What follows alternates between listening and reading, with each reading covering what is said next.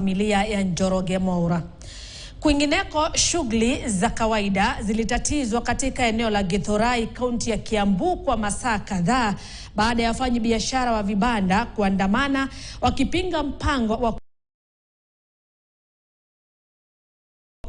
walifunga barabara inayounganisha eneo hilo na barabara kuu ya Thika Super Highway. Wanamlaumu mfanyabiashara mmoja kutoka eneo hilo wakidai kwamba anapanga njama ya kuwataka wafanyabiashara hao waondolewe ili ajenge vibanda vya kisasa katika eneo lake. Aidha, wanadai mfanyabiashara huyo anashirikiana na maafisa wakuu serikalini kuhakikisha wameondolewa kutoka eneo hilo.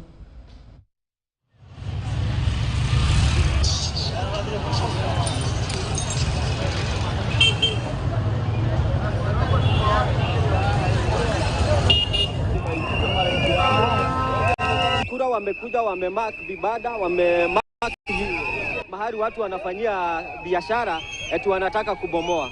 Lakini tunajua hakuna barabara inajengwa, hakuna mradi yoyote ya serikali inaendelea.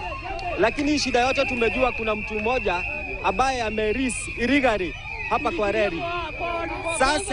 Sasa anataka ati awe na open space ya biashara zake. Hii soko inafaa, hii barabara tumeamua tutoke. Ukiangalia utapata kutoka hapa kwa reli mpaka huko juu ndio imewekwa X. Lakini imewekwa X side moja, haijawekwa X side mbili. Because sasa ukiangalia kuna vitu ziko hapo kwa barabara.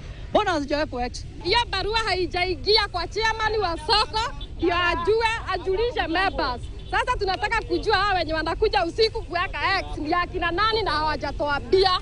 Kwa hivyo waitana watoa bia, tunataka hivi, na barua imefika kwa ofisi na haijafika.